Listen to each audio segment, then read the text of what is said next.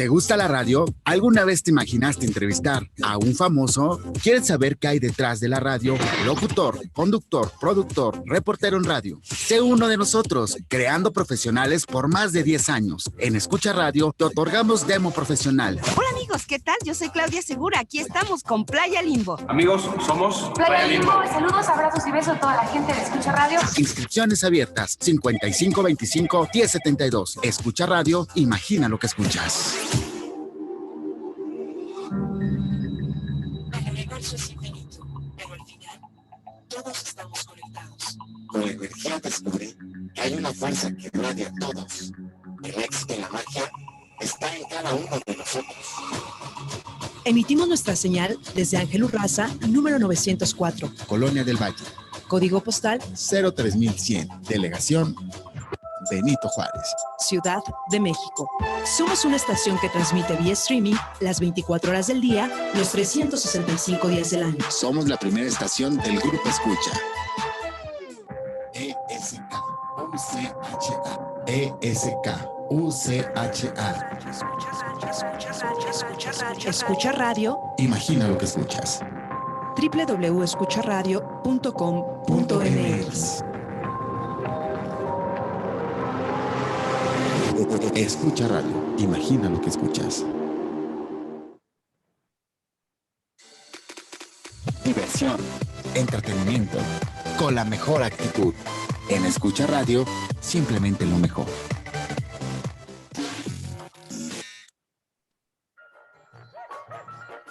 ¿Buscas el turismo? La gastronomía. Hola, muy buenas tardes. Muchísimas gracias por estar aquí en México en tu vida, un programa que se transmite a través de Escucha Radio y como cada martes traemos un tema pues interesante y hoy súper delicioso. Bueno, pues qué mejor que hablar de la leyenda, historia y celebración de los chiles en nogada que cumplen 200 años, bueno, en la historia que tenemos, ¿no? Y para ello nos acompaña la doctora Amalia Guadalupe Sánchez Amaya. Doctora, gracias por estar aquí en México en tu vida, tu casa. Te extrañábamos ya. Muchísimas gracias y nos da gusto que te encuentres muy bien. Hola, ¿qué tal, Angélica? ¿Cómo estás? Muy buenas tardes a ti y a todos los que nos escuchan y nos acompañan hoy. Pues extrañándolos también porque, como saben, me encanta estar con ustedes, me encanta platicar y comentar sobre aquellos temas que, además de interesantes, pues nos sirven para aprender un poco de nuestro pasado y cómo influye en nuestro presente. Gracias por la invitación. Claro. Bueno, pues si nos hablas un poco de ti para que nuestros radioescuchas te conozcan, sepan quién eres. Bueno, ya sé que eres historiadora con 2 doctorados, pero ¿qué más? ¿Qué más hay de la doctora Amalia Sánchez? Ay, suena un poco extraño, me es un poco extraño hablar de mí misma, pero bueno, a manera, digamos, de presentación, yo soy historiadora por la Escuela Nacional de Antropología e Historia, tengo una maestría en Historia y Etnohistoria por la misma institución, soy doctorante en Historia y Literatura por la Universidad de Anáhuac del Sur y soy doctorante en Antropología por la Escuela Nacional de Antropología e Historia, también soy escritora. Ya publiqué mi primer libro, Los motivos del soldado, dilemas éticos y morales en Fray Francisco de Aguilar. Estoy escribiendo ya el segundo. Hago mucha investigación, es lo que me apasiona, investigar sobre todo del pasado, sobre todo este periodo, digamos, de virreinato de la colonia. Soy docente, he dado clases desde secundaria hasta doctorado en diferentes instituciones públicas y privadas. Hago recorridos culturales dentro de México y fuera en los estados de la República, doy pláticas, conferencias, y bueno, como notarán, me mantengo ocupada, porque como decía mi señora madre, la ociosidad es la madre de todos los vicios. Así es. No, pues súper interesante y además, bueno, pues como siempre nos traes como todos estos temas que a veces se conoce poco y entre ellos el aniversario 200 de los chiles en nogada, ¿no? A partir de todo, pues esta leyenda, ¿no? Un tanto verdad, un tanto no. Cuéntanos qué pasa con esta celebración de los chiles en nogada y por qué resulta ser tan importante, ¿no? Para Puebla sobre todo y para México en segundo lugar. Tienes toda la razón, Angélica. Se considera, de hecho, a los chiles en nogada como uno de los platillos emblemáticos de México. No solamente porque contienen estos 3 colores que nosotros ahora identificamos con la bandera, el verde del perejil, el blanco de la nogada y el rojo de la granada, sino además por la historia que contiene atrás, el final de nuestra independencia. Esto es un platillo muy asociado, digamos, a un evento muy importante de nuestro pasado. Pero se asume, digamos, que estos chiles en nogada cumplen este año 200 años.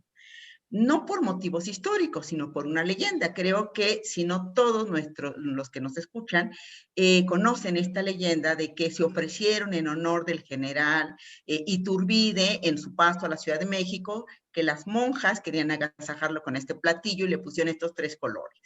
La verdad es que es una leyenda. Digo, con la pena, pero es una leyenda. Entonces, vamos a tratar de desentrañar precisamente porque es una leyenda. Esta es una de las muchas leyendas que existen al respecto, que se agasajó al general Iturbide con este platillo. Otra leyenda también dice que 3 doncellas que vivían en la ciudad de Puebla, de familias adineradas, y cuyos novios participaron en esta guerra de independencia, pues estaban muy contentas de que sus novios ya por fin iban a regresar a sus brazos, porque ya se había finalizado esta guerra, y para agasajarlo decidieron preparar ellas un platillo con estos 3 colores, cada una eligió un color y por lo tanto un ingrediente para poder utilizarlo en este platillo.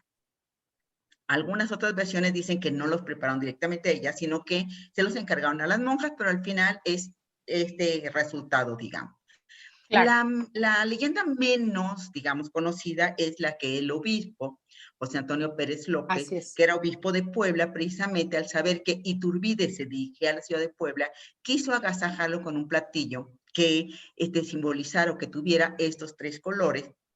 Y entonces les encargó también a las monjas del convento, las monjas agustinas, esto es muy importante, en honor de San Agustín, del convento de Santa Mónica en Puebla, que pues prepararan este platillo. Estas son como las leyendas más conocidas o populares al respecto. Sin embargo, ahorita vamos a ver cómo, de acuerdo a los documentos y a los especialistas, a los investigadores en estos temas, pues estas leyendas no se sustentan, desafortunadamente, porque son muy lindas. Claro, y además que también se dice que las monjas lo hicieron de un día para otro, ¿no? O sea, sí, claro. Decidieron inventar este platillo y de un día para el otro para celebrar la entrada triunfal de Iturbide, y que además, bueno, realmente Iturbide habló primero con los españoles para que se retiraran y no hubiera, pues ahora sí que una guerra campal en Puebla. Entonces, realmente es alrededor de los chiles sigue siendo pues una serie de leyendas que tiene que ver también con un lenguaje barroco, ¿no? Que el lenguaje barroco era todo en rebuscado, y bueno, pues alrededor de los chiles no podría haber más lenguaje rebuscado que una serie de leyendas. Así es. Entonces, hasta aquí esta parte de las leyendas. Vamos a tratar de averiguar qué tanta verdad hay en la leyenda y qué tanto mito también hay en esta leyenda. Si recordamos, el siglo XIX en México es un siglo caótico. O sea, desde el inicio de la independencia, bueno, obviamente Miguel Hidalgo no tenía idea de lo que estaba desencadenando, pero a partir de este inicio, pues se dan muchísimos cambios.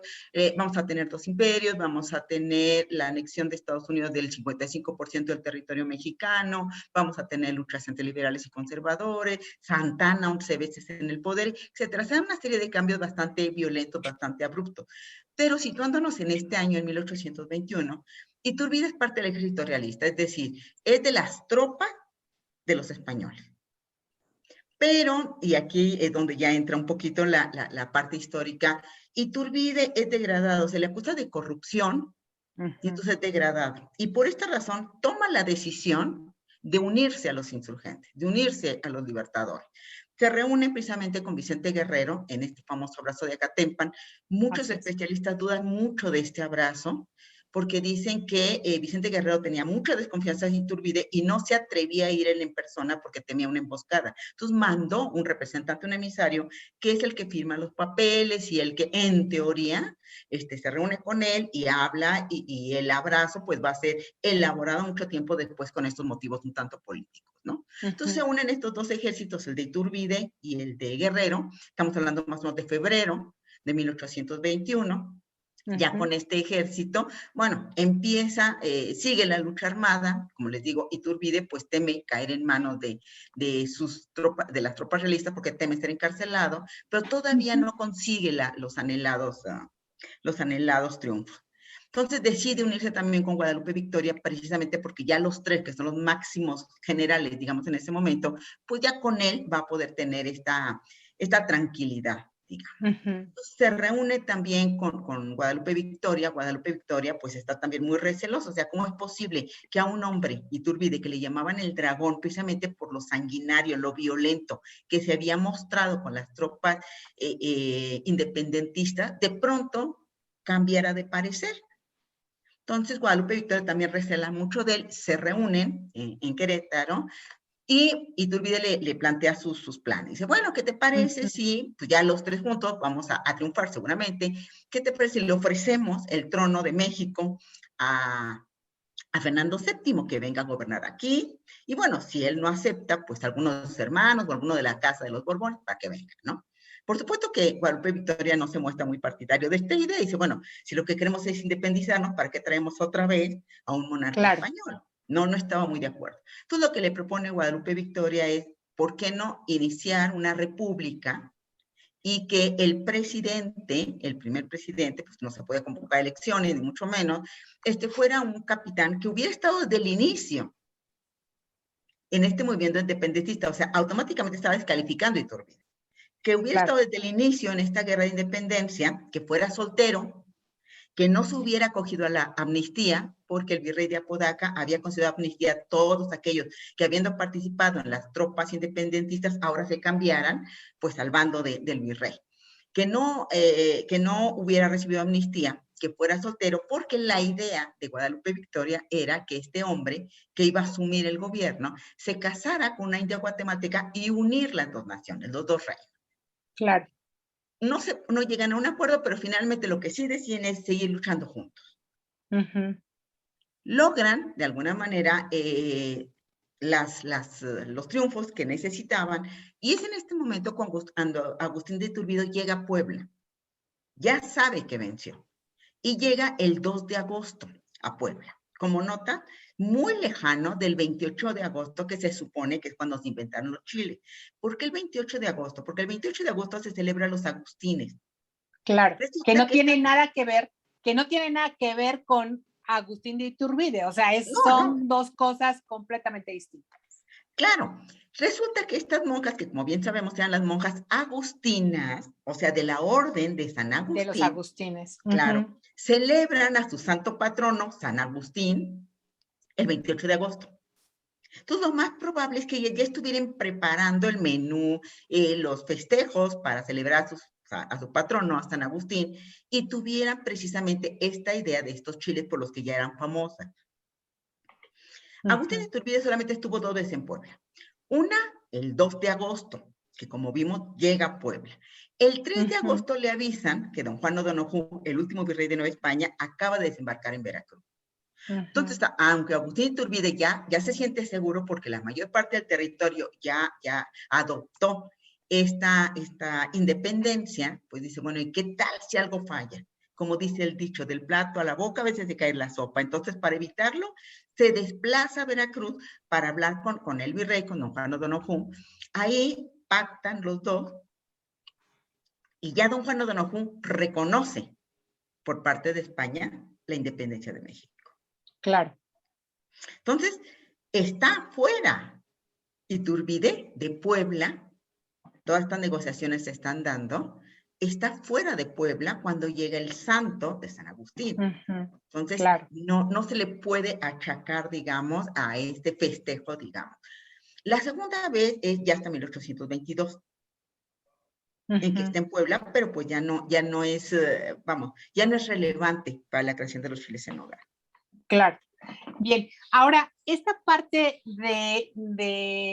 pues de los chiles en nogada, ¿no? Que es el tema, que es la celebración de los chiles, y que bien es cierto que hay que decir que Puebla fue creada para los españoles, ¿no? Así. Prácticamente para que los españoles ahí estuvieran y es ahí en donde llegan los primeros cerdos, las primeras especies, las primeras matas de manzanas y peras y pues durazno o todo esto, y ahí es en donde se asienta prácticamente toda esta comida para poder elaborar después pues lo que son los chiles en nogada, y que en un principio, doctora, los chiles en nogada no eran un platillo fuerte, era un platillo completamente dulce que era como un postre, ¿no? Que postre significa al final, ¿no? Lo que se come al final. Entonces, realmente, bueno, pues estos chiles que se brindan a, pues ahora sí que a Iturbide, pues tampoco eran ni rojos ni colorados, o sea, eso se dice que era por la bandera de los trigadantes y para que ayudara ahí un poquito para que se sintiera en casa, ¿no?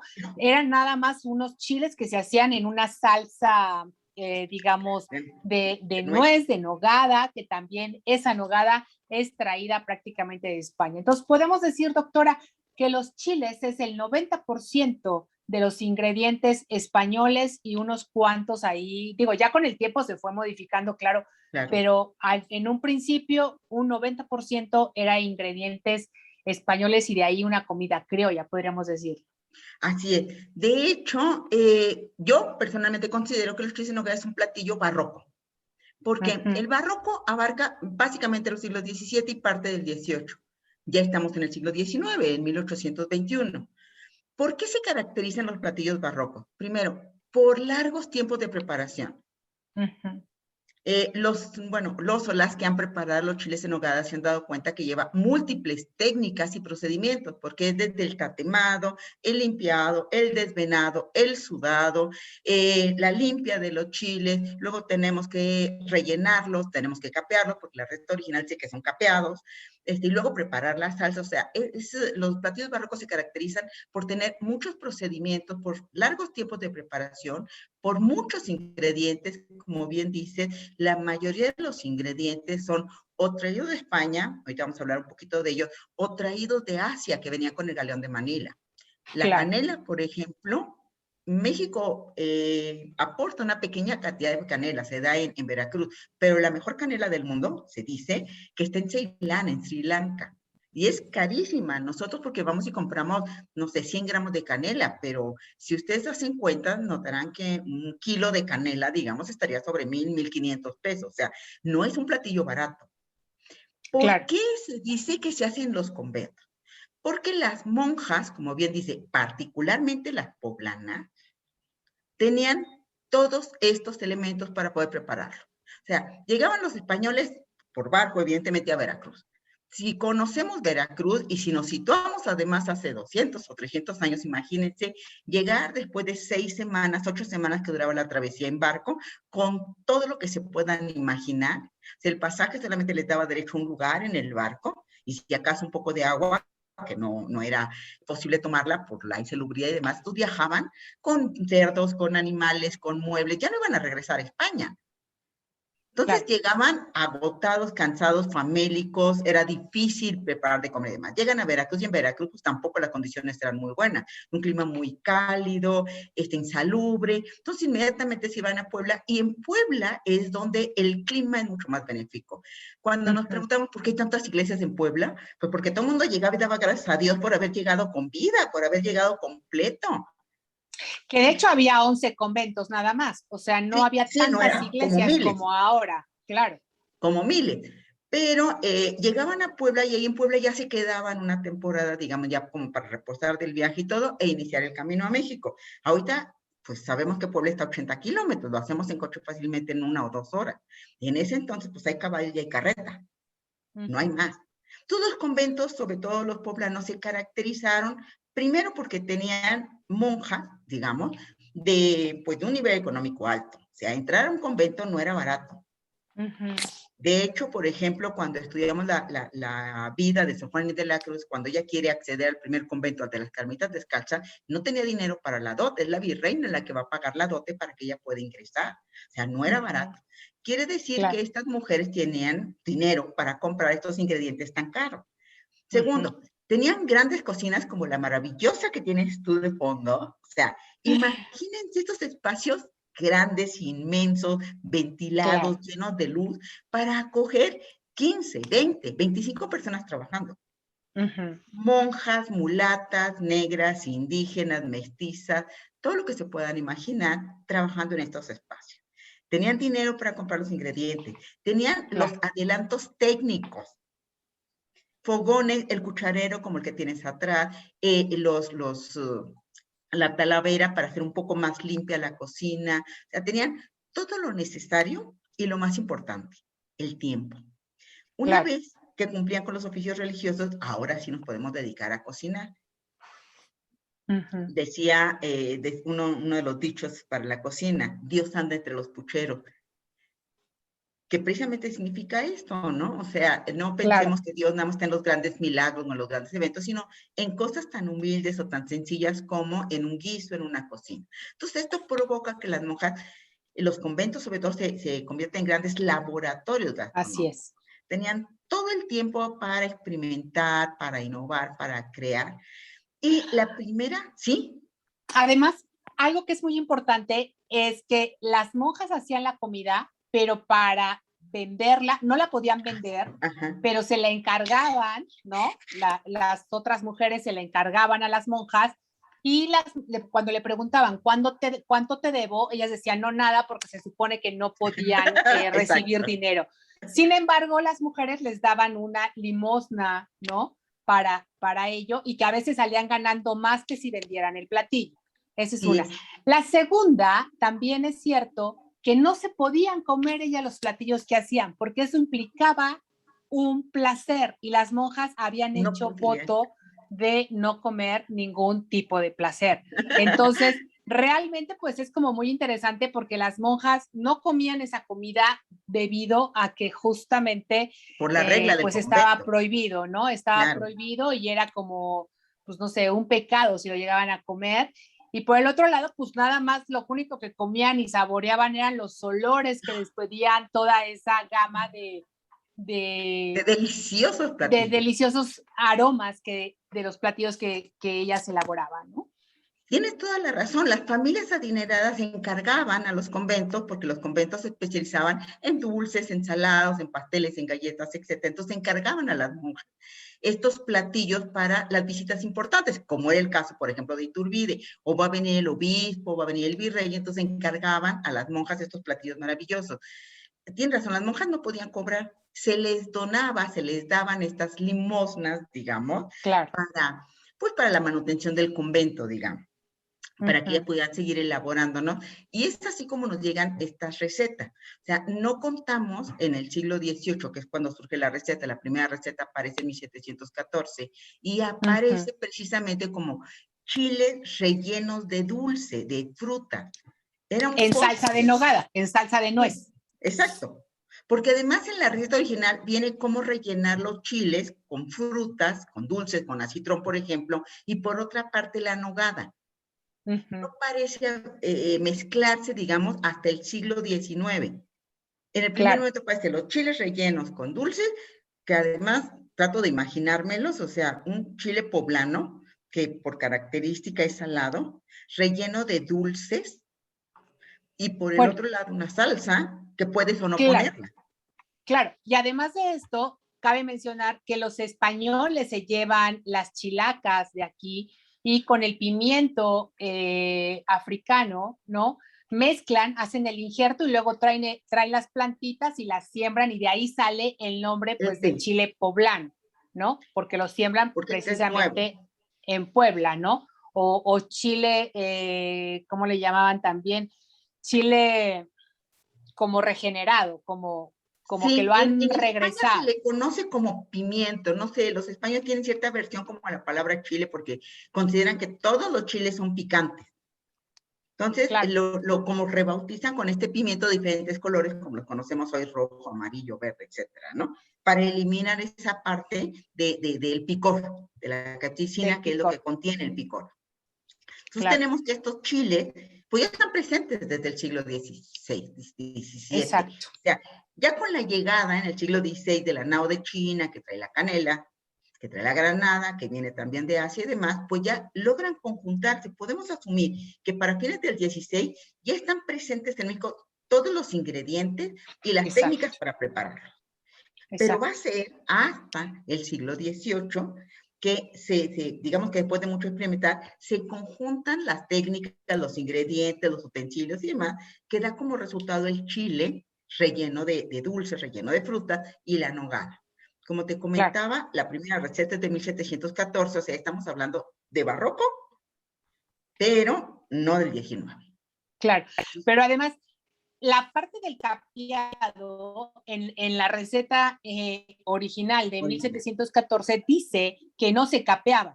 Sin embargo, con el barroco ya del siglo XVII, ¿no? 17, 18, en donde todo es elaborado, saturado. Lo más empalagoso posible en el sentido literal de adornito y encajito y dorados, ¿no?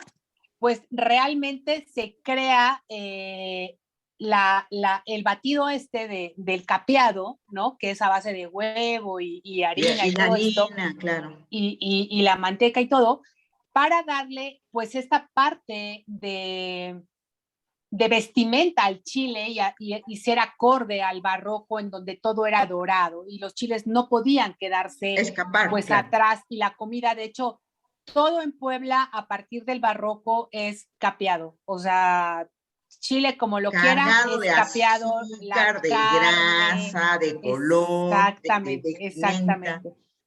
exactamente, sí. ¿No? Y esto es gracias al barroco, de ahí es donde surge pues el capeado, podríamos decirlo, y ya se dice que, bueno, la receta original es capeada, ¿no?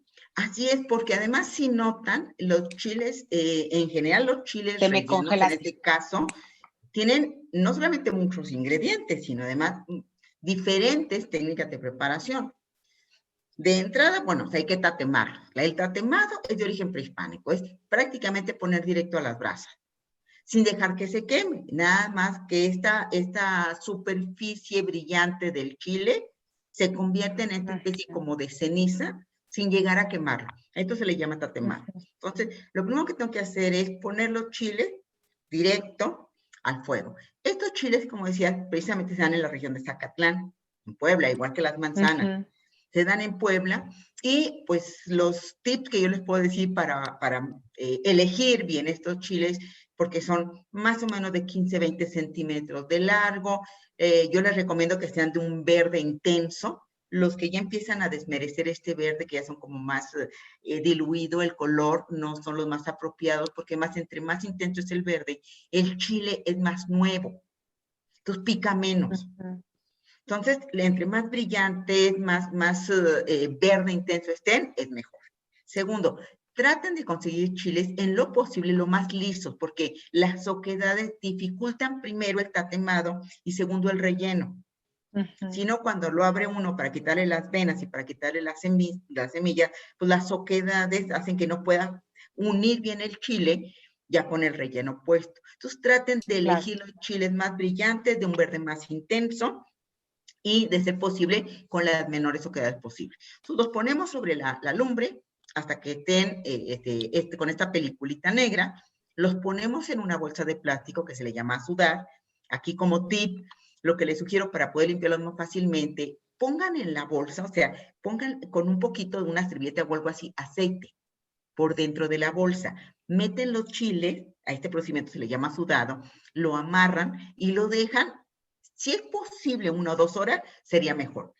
Yo sé que muchas veces no hay tiempo, entonces, bueno, 15, 20 minutos. Entre más tiempo lo dejen, el aceite va a hacer que la peliculita se desprenda con mayor facilidad. Claro. Los dejan en esta bolsa.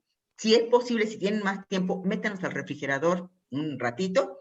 Cuando los saquen, bueno, prácticamente se desprende la cascarita. Los abrimos, le quitamos las semillas y las venas. Antiguamente se pensaba que el picor residía en la semilla, ahora sabemos que no, que reside en las venas. Entonces, importante, si no les gustan muy picantes, es retirar las venas para empezar el relleno. Pueden, bueno, ya en toda la República se preparan de diferentes formas y sabores. Los más comunes obviamente son de carne. de Claro. carne de... Pero aquí la carne, ¿cuándo surge? Primero se hacían en dulce, ¿no? O sea, Así, primero eran dulces y ya eran como tipo postre, como que se comían al con final. manzana, con durazno, con plátano, con frutos secos. La manzana la van a traer los españoles desde el oriente y entra a América con los españoles, básicamente. El durazno, pues también viene de China, va a transitar hasta Europa, de ahí va a llegar a México. La canela, los frutos secos, a pesar de que la nogada va a llevar nuez, lleva nuez de Castilla. La única Claro. nuez originaria de México es la nuez pecana. También se la pueden poner a la nogada, pero la que se utiliza para los chiles para hacer la nogada es la nuez de Castilla, entonces es de importación. Claro, claro. El- Algo que también, perdón, cabe mencionar aquí como hecho histórico, que la comida en aquella época, cuando se la presentan a Iturbide, era bueno, le presentan una comida de 14 tiempos, ¿no? O sea, estos manjares gigantescos en donde daban caldos, en donde daban pues diferente, bueno, carne era realmente el cerdo, ¿no? Y diferentes platillos. Y al final se daban los postres en este caso, los chiles en nogada. No se sabe si se comió todos los 14 platos o comió de poquito, que dicen que sí, que porque al final de cuentas los españoles tienen fama de comer abundante.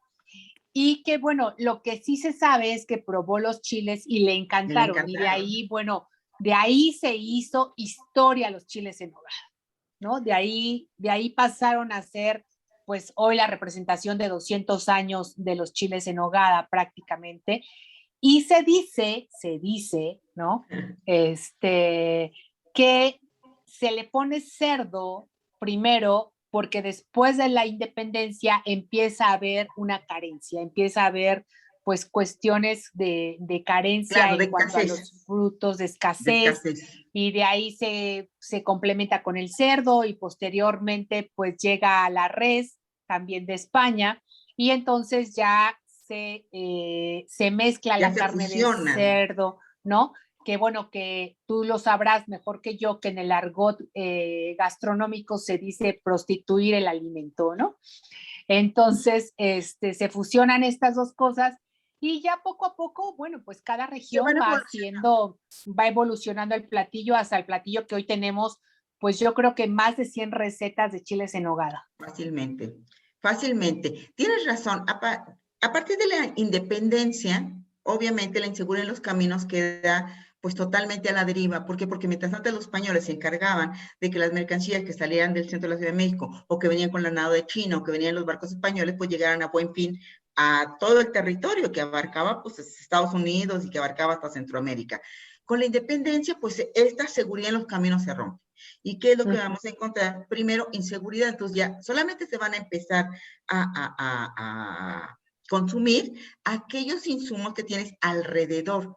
Por eso, en el siglo XIX, en la primera mitad, se da la regionalización de los platillos, como es el caso de los chiles en nogada. O sea, ¿qué puedo preparar con lo que tengo aquí alrededor? Porque ya no puedo esperar que lleguen insumos de otras partes del mundo, porque pues, la nao de China ya no puede llegar porque ya somos independientes, pues ya no podemos traer insumos de Europa porque pues ya no tenemos relaciones con España, etcétera. Entonces se empieza a regionalizar los platillos. Oye, un comentario al margen y la historia se repite, ¿no? Ahora tenemos barcos encallados que los productos chinos no pueden llegar otra vez. No pueden llegar a...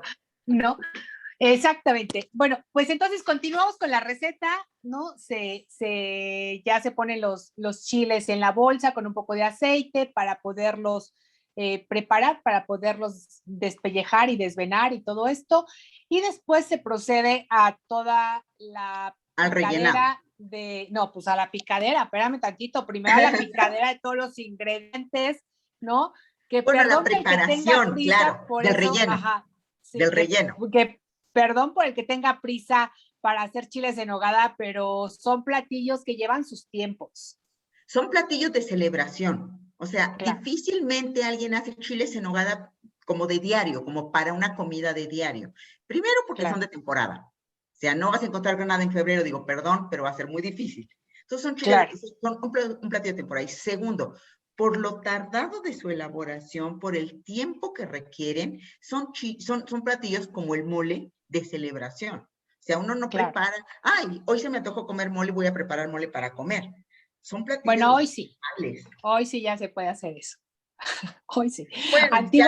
Bueno, antiguamente era todo la molienda. Todo rito, y que además, una ceremonia.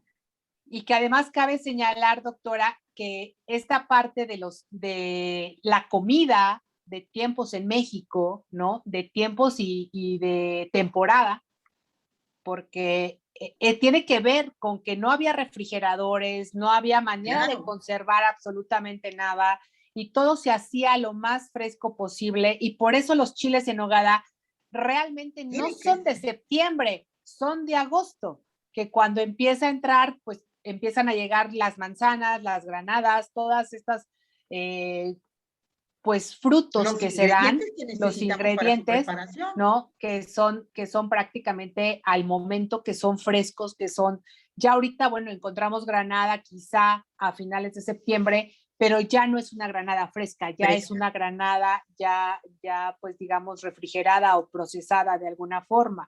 Entonces sí es muy importante que esto lo tengamos como muy en cuenta, que la comida mexicana es de tiempos estacionaria, o sea, es por estación del año, y que además de esto, como me decía usted la vez pasada, doctora, que estamos conversando, me pregunta que con quién estoy conversando, con la doctora Amalia Sánchez. Ella es historiadora y nos viene a hablar sobre esta parte de la leyenda, historia y celebración de los chiles de nogada. Doctora, como usted me decía antes, ¿no? O sea, es de tiempos, de temporada, y además, no me acuerdo la palabra que me decía, que no se come, por ejemplo, tamales más que en la mañana y en la noche, pero en la tarde, a la hora de la comida, no se come. Tiene horarios, es decir, este nombramiento de Patrimonio Cultural y Material de la Humanidad, hasta eso tiene que ver. O sea, la comida que nosotros consumimos, incluso a lo largo del día, tiene horario. Claro. O sea, en la mañana que nos encontramos saliendo del metro o en los peceros, y los tamales. Y luego empiezan a llegar los tacos al mediodía, digamos, una comida más. Y en la noche que encontramos los tamales. O sea, incluso las comidas que actualmente disfrutamos tienen una forma, una estructura, un orden en que deben ser consumidos y cómo deben ser consumidos. Los chiles en nogada, igual que el mole, igual que los tamales, son de celebración. O sea, cuando tú haces tamales, porque ya sabes que le vas a dedicar todo un día a preparar los tamales. Claro. Bueno, no nos desviemos porque si no vamos a empezar a terminar con los tamales. Entonces, bueno, se pica toda la fruta. La manzana, ¿no? La manzana, la pera de leche, en cuadritos pequeñitos, digo, sin que se hagan puré, pero en cuadritos pequeñitos para que no se vea deforme el chile. Le ponemos también un poquito de almendra, un poquito de pasas, un poquito de nuez, pero también muy finamente picados para que se pueda mezclar bien. Tenías razón en cuanto a la carne. La carne de cerdo a partir del siglo XIX se populariza. ¿Por qué? Porque es mucho más fácil mantener un cerdo, o sea, no requiere mantenimiento, le puedes dar de comer casi cualquier cosa. En cambio, la res era mucho más cara, porque esa sí requiere pastura, requiere cuidados, etc. Entonces, en el siglo XIX se populariza mucho el uso de la carne de puerco, mucho más barata y mucho más accesible. Entonces, para hacer el relleno no es difícil de hacer, lo que pasa es que como ya llevamos varias técnicas, desde pues el tatemado, el asado, el desvenado, el sudado, etcétera, ahora tenemos que aumentar todavía la preparación del relleno. Ponemos nuestra carne molida, o sea, si ustedes desean que sea de mejor calidad, recuerden que la calidad de los ingredientes determina el sabor del platillo. Hay un dicho entre los chefs que dicen, no hay mal chef con buen filete. O sea, si hay calidad en los ingredientes, obviamente tienen mejores posibilidades de que su platillo quede delicioso. Entonces, estos ingredientes tienen que ser de la mejor calidad. Si ustedes tienen la facilidad de comprar su propia carne y luego tener un molinito para hacerlo carne molida, pues obviamente sería mucho mejor. Pueden eliminar la grasa o aquello que no les guste. Entonces fríen su carne con... Me voy a ver muy mal, pero bueno, es en pro del sabor. Pueden hacerlo obviamente con aceite de oliva, pero estarán de acuerdo que la manteca de cerdo le aporta más sabor al platillo. Bueno, pues sí. Digo, con la pesca. Entonces, la manteca de cerdo con la carne y, por supuesto, recuerden que para que su relleno quede bien, tiene que ir en cierto orden. Lo primero, obviamente, es un poquito de sal, un poquito de ajo, un poquito de pimienta y la carne. Cuando la carne ya empieza así como a burbujear de que ya está hervida, pero no doradita, le empiezan a agregar la fruta. Si lo agregan todo al mismo tiempo, lo más probable es que su fruta quede como melcocha, toda hecha puré. Entonces, primero la carne y según la textura de la fruta es como se la van agregando. Por ejemplo, ¿qué es lo más duro? La manzana, entonces le van agregando la manzana. Luego, ¿qué sigue? Bueno, pues el durazno, le van agregando el durazno. Los frutos secos, pues básicamente hasta el final. ¿Por qué? Porque si se les quema un poquito la nuez, le da un sabor muy agrio, digamos, a la comida. Entonces eso va a ser como amargo. Ya terminaron de preparar su relleno, ya tienen sus chiles limpios, desvenados, abiertos y demás. Bueno, vamos a rellenar. Rellenamos nuestros chiles con esta mezcla, de manera que queden las puntas unidas. Por eso les decía, es importante que no tenga oquedades, porque si no, por más que lo juntan. Hay personas que le ponen palitos o que le ponen seguritos, digamos, para que no se abra. Yo no participo mucho de estas ideas porque le resta presencia al platillo. Claro, luego se lo puedo quitar, pero a lo mejor se me abre, entonces sí tengo cuidado de que quede. Pero además el sabor varía, ¿no? O sea, si le pongo la madera o el segurito, pues el sabor va a variar terriblemente. Entonces, o los cocen, a veces los cocen, entonces también el hilo y todo eso también le va a restar sabor. No, y además como lo vas a someter todavía al calor, nadie garantiza que un pedacito de madera o que un pedacito de hilo y demás no se te quede por ahí. Claro, entonces, claro. Como les digo, claro que las monjas tenían todo el tiempo para hacer todas estas preparaciones, todo el día. Para cocinar se necesitan dos cosas fundamentales, tiempo y paciencia. Así es. Hacer las cosas con mucho cuidado, con mucha dedicación. Entonces ya rellenamos nuestros chiles, muy lindos. Vamos a poner ahora para nuestros chiles para el siguiente paso, el capeado. Generalmente los chiles, por mucho que los seque uno, siempre quedan húmedos, por la misma textura, la misma consistencia del chile. Entonces, los paso sobre una capa de harina, puede ser de maicena, yo particularmente ya estoy en el sentido más moderna. Me voy a poner un poquito de harina de hot cakes, porque esto hace que esponje muchísimo, que se abra la capa del capeado. Entonces, bueno, los paso por un poquito de harina, los paso a la mezcla del huevo.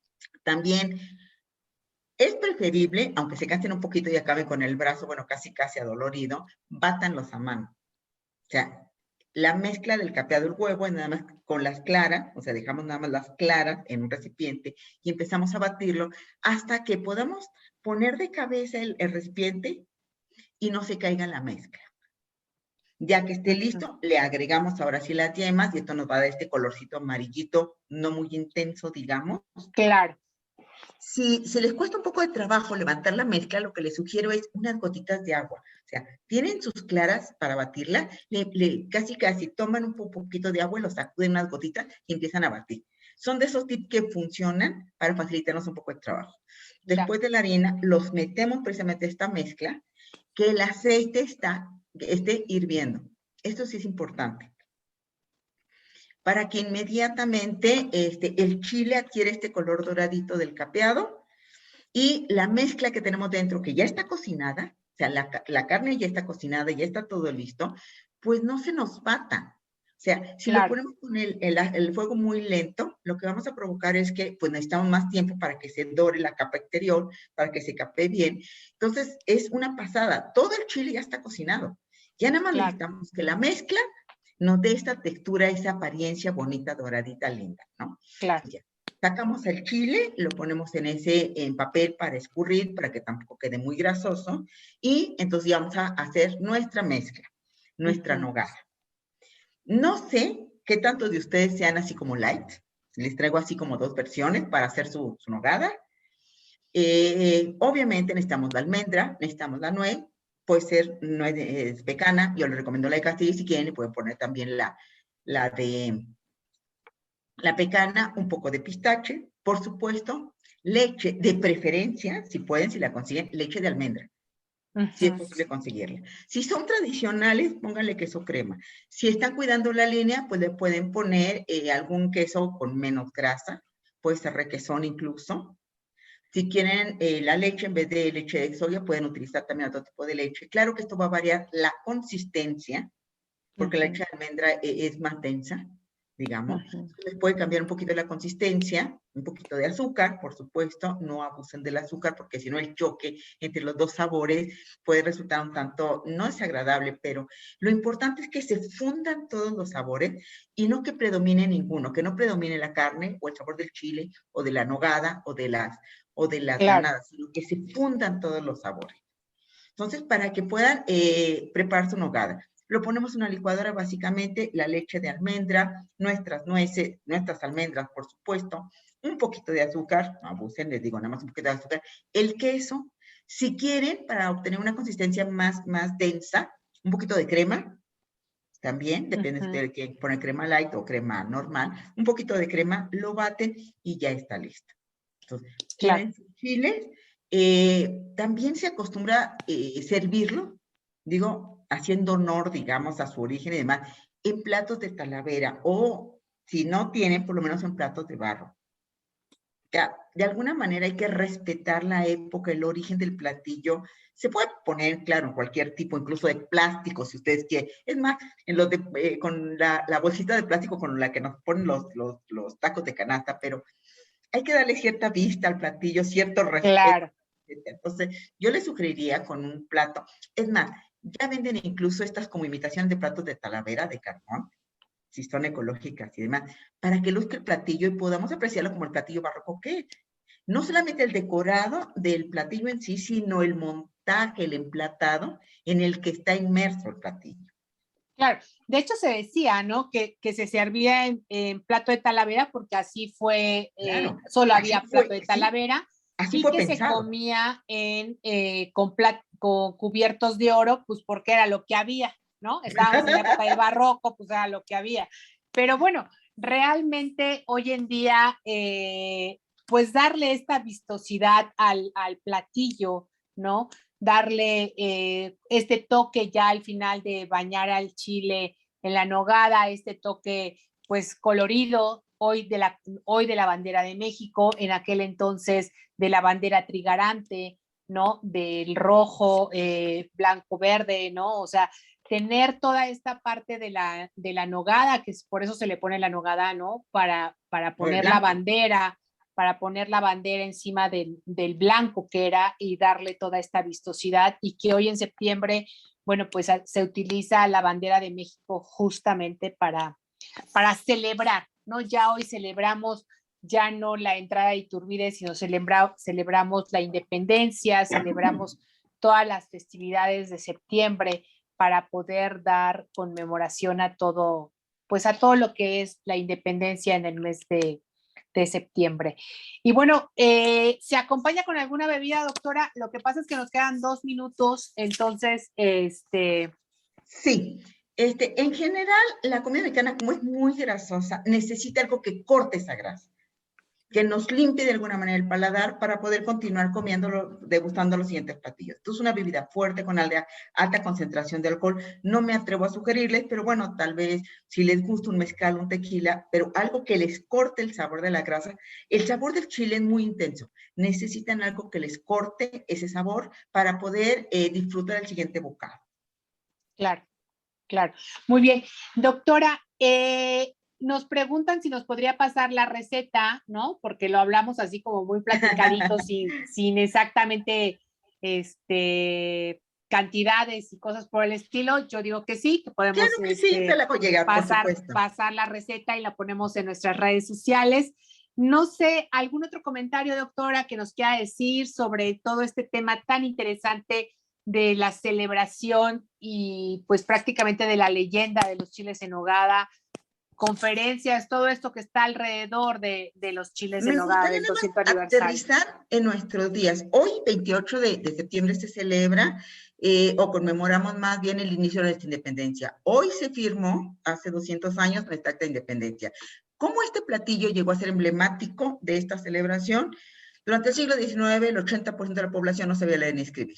Y la única manera de promover, digamos, esta nueva forma de vida de los mexicanos, una república con una bandera, independencia y demás, era por medio de lo visual. ¿Qué mejor que la comida para llevar a cabo este mensaje? Surgen precisamente en el siglo XIX, principios del XX, esta idea de los platillos mexicanos con estos 3 colores. No tenemos nada más los chiles en nogada, tenemos, por ejemplo, el pico de gallo, verde, blanco y rojo, el pozole, verde, blanco y rojo, las flautas con las salsas verdes y las cebollitas, verde, blanco y rojo. Entonces, es una forma, digamos, muy fácil, muy visual de asociación. O sea, como estos platillos con la bandera porque soy mexicano. Claro, y los dulces también, ¿no? Los dulces también se hacían de colores en aquel entonces, y bueno, para pues... llevar este mensaje, ¿no? O sea, los niños no iban a la escuela, no había manera de aprender la historia, y entonces la bandera y nuestra independencia y demás, o sea, estaban muy alejados de esta situación. Claro, claro, por supuesto. Entonces, bueno, pues prácticamente tenemos toda esta parte de nuestras tradiciones, ¿no? Que hoy se conmemora pues este firmado del Tratado de Independencia por un lado, por el otro lado 200 años de los chiles en nogada, en donde creo que no sé si todavía hay conferencias y degustaciones y todo esto sería cosa de que nuestros claro, la amigos Fundación lo Nerdes checaran. ha elaborado una serie de conferencias, digo, varias instituciones alrededor de este asunto de los chiles en nogada, y si me permiten para finalizar un tip que ya no se usa, pero que originalmente se usaba en los chiles. Una cama con plátano macho. Ya. Como era un dulce, se freían estos plátanos macho, se ponía la cama y encima se colocaba el chile en nogada con la fruta. Entonces, si les gusta decorar todavía más su platillo, pueden hacer este intento. De todas maneras, me comprometo a enviar a Angélica la receta para que se atrevan a innovar, para que se atrevan a cocinar. Nada más así lo digo, con todo el tiempo, con toda la paciencia. Claro. Y bueno, y que comprendamos que todo este revestimiento de los chiles en nogada, pues es a razón del mismo barroco, ¿no? Que implantaba todos estos oros y todas estas colores amarillos, ¿no? Y pues... esta saturación. Esta saturación, claro. El minimalismo no se les daba. No, al contrario, al contrario. Y además, bueno, pues en el barroco la gente comía muchísimo más de lo que comía en otras épocas o de nuestro país. Pues muchísimas gracias, doctora Amalia Guadalupe Sánchez. Amaya, muchísimas gracias por este tema tan interesante, la leyenda, historia, celebración de los chiles en nogada. Y bueno, pues por supuesto la Casa México en tu vida y Escucha Radio quedan abiertos para traer otro tema tan interesante como este. Se los agradezco muchísimo. Muchísimas gracias, Angélica. Muchísimas gracias de esta oportunidad. Gracias. Que tengan muy bonita tarde y que disfruten los chiles. Muchas gracias. Muchísimas gracias, Antonio Vázquez, nuestro director general de Escucha Radio. Gracias a todo el equipo que hace posible esta transmisión. Gracias a Janichitzin López por todo el flyer y las redes sociales. Y gracias a ti, que nos escuchas cada martes a través de México en tu Vida y de Escucha Radio. Y, por supuesto, te dejo un abrazo de corazón a corazón lleno de luz. Esta semana haz algo diferente. Todavía puedes disfrutar y deleitar de un buen chile en nogada. Hasta pronto. Muchísimas gracias. Hasta luego. México ya está en